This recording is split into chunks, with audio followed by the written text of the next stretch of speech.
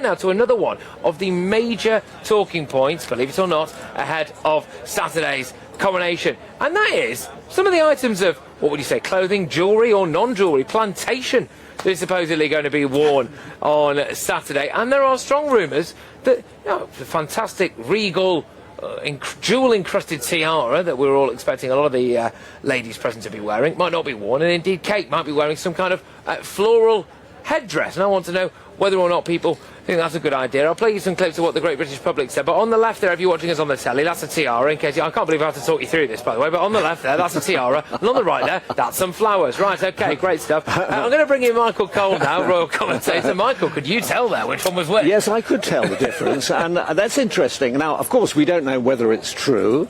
I'm slightly sceptical about it, but wouldn't that go completely with the invitation to the coronation, which featured the Green Man? Yeah. Echoes of the rural past of this country. And don't forget that when Kate Middleton, as she then was in the last minutes when she got married at Westminster Abbey 12 years ago, there was a whole forest of trees down the nave as she went to get married at the high altar with Prince William. So it may come through, and maybe that will please the eco mob, who can say the vegan people, nothing will the please people them, in the Michael. sun. Nothing will please them. You can try and appease them, but you will never please them. I'm telling you that right now. Nothing will be good enough. But the fact is that when it comes to the jewels, the royal family already own them. Yeah, so well, the properties, the king only owns two properties outright. He owns Balmoral Castle in Scotland, and he owns Sandringham Estate in Norfolk. Those are the only... But the jewellery, I mean, as in the stones and the diamonds and all of this stuff. They are property of the state. Right. They are not personally owned by the monarch. Fine. No. So the point is that they exist. They're already here. And so the only chance that the British public would ever get to see them is on events like this. So why not wear them? Yeah, exactly. Or go to the Jewel Tower at the Tower of London, where you can queue up. Yes. And of course, famously, anybody who lives and was born in London never goes to the Tower of London because it's always there. But when you do go, there are thousands of people, and they absolutely love it. The bling is knockout. I mean, we were collecting these things at the time when they were available. Yes. And there's no greater hoard on earth. No. I mean, it is utterly spectacular, and most of it will be on display.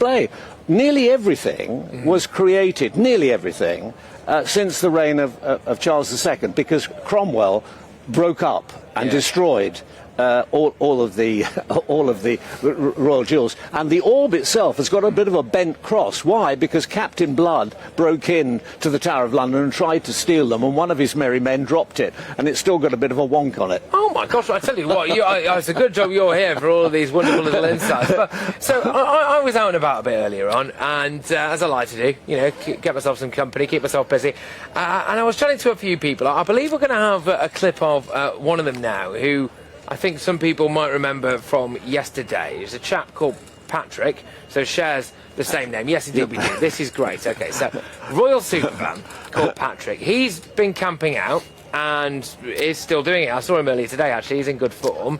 And I was talking to him a little bit about the tiara. Now, Patrick is absolutely adamant, and as you're about to see, absolutely adamant that Catherine should be wearing it. And indeed, he was shocked to learn that Catherine might wear a flower crown and not a tiara. I've got a feeling that the clip I'm about to play you now might go viral. A wee bit upset that some of the royal family, I don't think are going to be wearing tiaras and coronets. I was going to ask you about this. I was reading on the way in, so apparently Catherine's going to be wearing some kind of floral headdress, and you look gutted about that. I am. I was actually really hoping that Catherine was going to be the exception. I was like, there's no way they're going to get Princess Anne coming up rocking her tiara and her coronet, and then she's going to get changed in Westminster Abbey and come down the horse. So I said, and I can't see Sophie, Anne sitting there with no tiara on, and Sophie and Princess Alexandra and all, and Beatrice and all with their tiaras on. So I says, it must be just Queen Camilla and Catherine, Princess of Wales, wearing Catherine with a coronet. But I'm even more shocked now that Catherine isn't wearing it. Tell her to get her tiara on. I'm here for the tiaras. Oh, bless him. There he is. He's absolutely devastated. He said he wants to see the bling, Michael. It's absolutely wonderful. I wonder if you realise that because of this coronation, a new continental drift is happening, and all the nuts are rolling towards Buckingham Palace. I tell you what, I'm just oh yes, break there down we because are. we've got some I think action that's behind us, definitely. I think that's the King. I'm pretty sure it's the King. Well, you heard it going here back to Clarence House, just up the road here. It's a quick left, and he's home.